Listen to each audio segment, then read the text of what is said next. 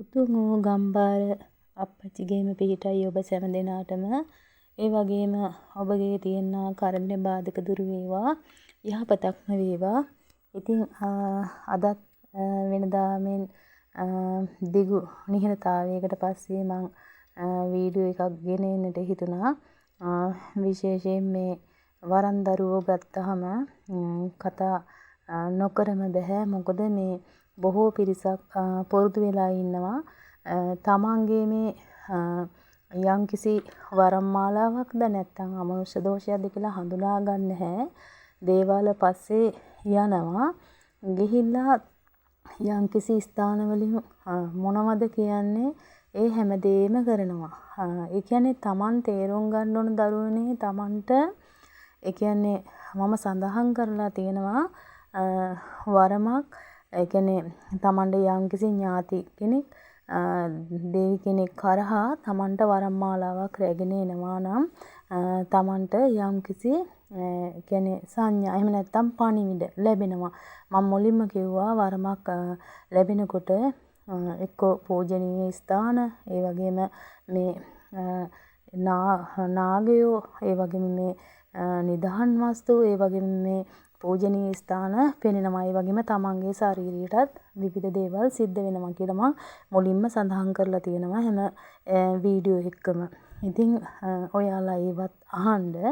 ඉතින් ඒ වගේ තමා දැන් මේ සමහර දරුවෝ ඉන්නවා දැන් අනේ මෑණියෝ මම පන්සිල් ගන්නවා මගේ ඇඟ සේරම හිරි වැටෙනවා අත් දෙක වේවුලනවා. ඉතින් මට මේ වරම් මාලාවක් තියෙනවා කියලා හිතනවා. මට මේ වරම් මාලාව කරගෙන යන්න බැරිද? එහෙම නැත්නම් මට දෙවොල පවත්වාගෙන යන්න බැරිද? ඉතින් පුතේ ඔබම තීරණය කරන්න. දැන් එහෙම තමන් කියන්නේ පන්සිල් ගන්නකොට වෙන්න පුළුවන්. එහෙම නැත්නම් යම්කිසි දේවස්ථානයකට ගියාම වෙන්න පුළුවන්. ඉතින් එහෙම තමන්ගේ යම්කිසි සරුවන්ගේ එක්ක වේවුලන්න එහෙම නැත්නම් යම්කිසි චලනයක් සිද්ධ වෙන්න පුළුවන්. නමුත් පුතේ එහෙම වුණා කියලා තමන්ට දෙවොලක් කර ගැනීමට හැකියාව තියනවද? නැහැ නේද පුතේ? ඉතින් තමන් තේරුම් ගන්න ඕන එහෙම තමන්ට ඒ කියන්නේ යම්කිසි දෙයක් එහෙම තමන්ගේ සරුවාංගයට එහෙම සිද්ධ වෙනවා නම් යම්කිසි පණිවිඩයක් තමන්ට සිහිනෙන් හෝ දැනුණා නම් ඉතින් තමන් යම්කිසි ස්ථානයකට ගිහිල්ලා තමන් බලන්න ඕන මේ පිළිබඳ. බලලා පුතේ කටයුතු කරන්න ඕන. මොකද එක එල්ලෙම කියන්න බෑ. දැන් මට නෙමෙයි තවත් කෙනෙකුට වේවා තමන් දුරකථනය මගින් යම්කිසි දෙයක් දැනගන්න අහනවා. මෑණියෝ මෙහෙමයි මම මේ වගේ කෙනෙක් මට මෙහෙම දෙයක් සිද්ධ වෙනවා. මට මේ දෙවොල කරන්න පුළුවන්ද කියලා. ඉතින් පුතේ කවදාවත් මං හිතන්නේ එහෙම දෙවොලක් කරන්න පුළුවන් වෙයි කියලා. ඒ කියන්නේ අර තමන්ට බොහෝ පින් ඇති කෙනෙක් නම් ඒ කියන්නේ ඥාතියත් හොඳ පින්වන්ත කෙනෙක් නම් තමන්ට ඒ කියන්නේ මම අර කලින් වීඩියෝ වල මේ හැම එකක්ම සඳහන් කරලා කතා කරලා තියෙනවා.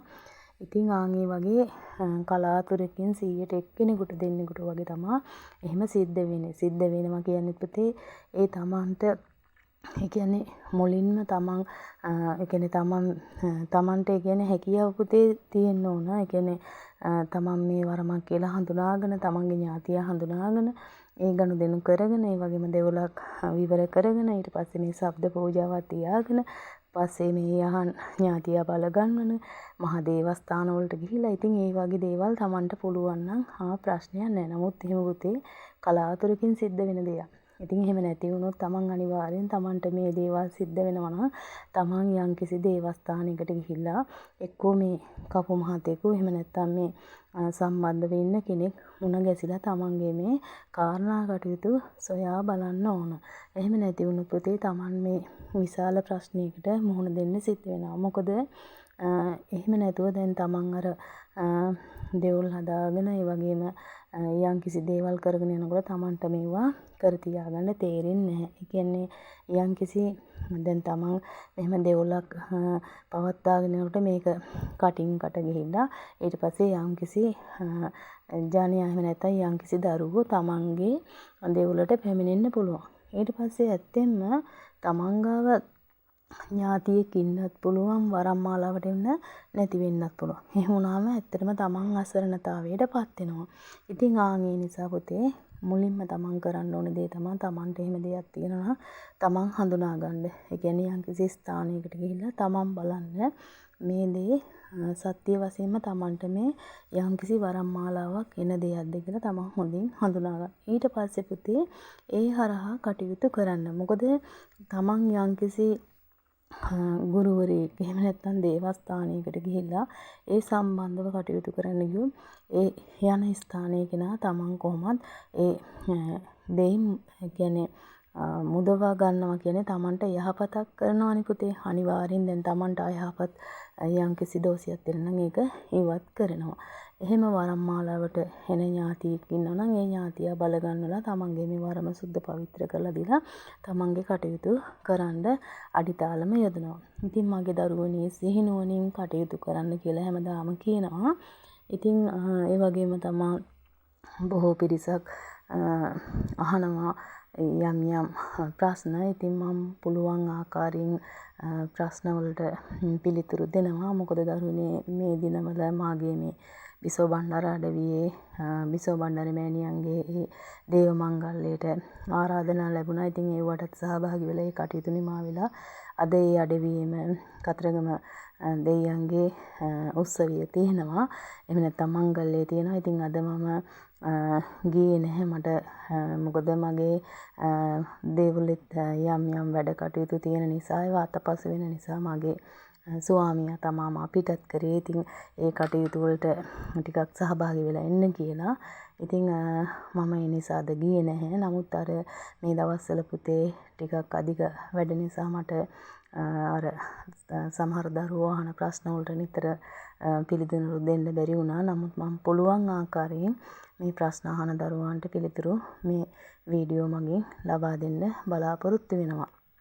ඉතින් ඒ වගේම තමයි තමන් යම්කිසි වරම් කටයුතු වේවා, එහෙම නැත්නම් තමන්ගේ භූමියේ දෝෂයක් ඒවා හරියාකාර හඳුනා ගැනීමට කටයුතු කරන්න කියලා ඉල්ලනවා. ඉතින් ඒ වගේම මේ යන්නම් වාලේ පුතේ කෙනෙක් දෙවුලක් කරනවා කියලා දැකලා ඒ තමන්ට එහෙම ආසයි හිතිලා එහෙම එකපාරට දෙවුල් කරන්න සූදානම් වෙන්න එපා. ඉතින් ඒ වගේම මාගේ පොතේ දැන් මේ තිබ්බ YouTube එකේ මගේ channel එක ටිකක් වෙනස් වුණා. ඉතින් ඒ හින්දා දැන් මට ඒ කියන්නේ ඒ නමින් වුණාට කලින් ඒ තිබ්බ වීඩියෝ මගේ දැන් මේ තියෙන මේ channel එකේ නැහැ. ඉතින් ඒ නිසා ඒ වීඩියෝ වලට තමන් ප්‍රශ්න අහලා තියෙනවා නම් ඉතින් මට ඒ හොය ඒ වීඩියෝ පිළිතුරු දෙන්න අපහසුයි. නමුත් මම පුළුවන් ආකාරයෙන් පිළිතුරු දෙනවා මගේ දරුවන්ට. ඉතින් ලයික් කරන්න කියනවා, ඒ වගේම කමෙන්ට් කරන්න, සබ්ස්ක්‍රයිබ් කරන්න කියලා ඉල්ලනවා ඔබ හැමදෙනාගෙන්ම. ඉතින් ඔබගේ කාරණා කටයුතු ඉෂ්ට සිද්ධ වේවා.